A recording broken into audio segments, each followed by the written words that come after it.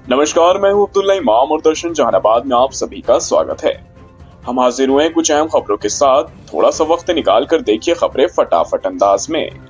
हम पहली खबर पर आते हैं, जहां की जहानाबाद का नया बाईपास इन दिनों सड़क हादसों का मुख्य स्थल बन चुका है।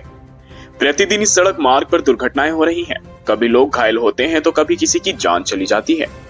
इसी बीच एक बार फिर से स्कॉर्पियो और ऑल्टो में जबरदस्त तरीके से टक्कर रविवार को हो गई, जिसमें कि ऑल्टो गाड़ी पर सवार एक ही परिवार के 6 लोग गंभीर रूप से घायल हुए और आनंद फानंद में स्थानीय लोग और कड़ौना थाने की पुलिस के द्वारा सभी घायलों को इलाज के लिए अस्पताल लाया गया, जिसमें से 2 लोगों की स्थिति को देखते हुए डॉक्टरों ने प्राथमिक उपचार के बाद पटना पीएमसीएच रेफर किया है। घायलों ने बताया कि वे सभी एक ही परिवार के सदस्य हैं और अपनी गाड़ी से धनबाद से पटना जा रहे थे। तभी कनौदी के पास एक तेज रफ्तार गलत दिशा से आ रही स्कॉर्पियो से उनकी टक्कर हो गई और उनकी गाड़ी सड़क किनारे चली गई। गनीमत यह रही कि डिवाइडर की वजह से गाड़ी सड़क से नीचे नहीं गिरी और बीच में ही फंस के रह गई। हम अगली खबर पर आते हैं, जहां की होली आने में भी कुछ दिन बाकी है, लेकिन होली एक ऐसा पर्व है जिसका खुमार लोगों पर पहले से ही चढ़ना शुरू हो जाता है। इसी बीच जहानाबाद का एक बहुत चर्चित होली कार्यक्रम, जिसको महामूर्ख सम्मेलन कहा जाता है, जो लगभग 2 दशकों से भी अधिक समय से चला आ रहा है, उसका आयोजन इस वर्ष भी किया गया। इस कार्यक्रम में शिक्षा, समाज सेवा, राजनीति एवं अन्य क्षेत्रों के जाने माने लोग शामिल हुए। सर्वप्रथम कलाकारों के द्वारा एक से बढ़कर एक होली गीत प्रस्तुत की गई, जिसका लोगों ने खूब आनंद उठाया। इस कार्यक्रम में जिले के पूर्व सांसद डॉक्टर अरुण कुमार भी शामिल हुए। उन्होंने कहा कि यह धर्म जात से उठकर एक ऐसा कार्यक्रम होता है जहां सभी लोग एक जगह एकत्रित होकर खूब मजे से इस कार्यक्रम में शामिल होकर कार्यक्रम की शोभा बढ़ाते हैं और इस तरीके के कार्यक्रम हमेशा होने चाहिए और लोगों को कार्यक्रमों में शामिल भी होना चाहिए। हम अगली खबर पर आते हैं, जहां की पुरानी नगर परिषद भवन में भूमियार महिला समाज की महिलाओं के द्वारा होली मिलन समारोह मनाया गया, जिसमें जिले के सभी सम्मानित, शिक्षित, समाज सेवी और घरेलू महिलाओं ने एक साथ मिलकर होली की खुशियां बांटी और एक दूसरे को गुलाल लगाया।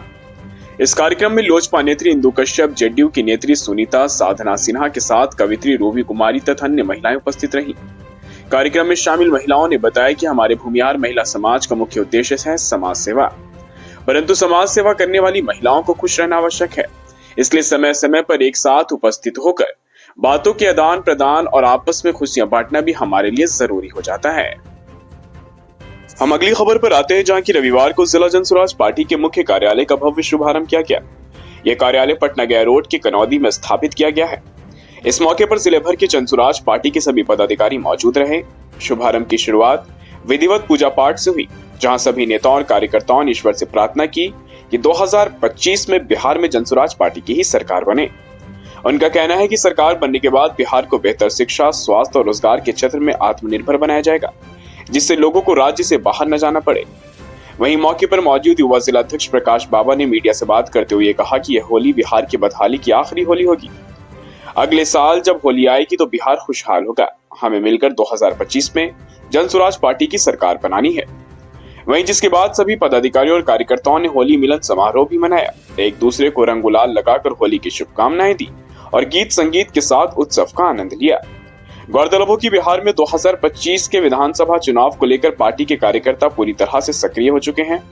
अब देखना यह होगा कि आगामी चुनाव में जनसुराज पार्टी बिहार की राजनीति में क्या नया इतिहास रच पाती है या नहीं। तो दोस्तों, ये थी जहानाबाद के दिन भर की कुछ अहम खबरें। खैर, फिलहाल के लिए बस इतना ही। हमें दीजिए इजाजत।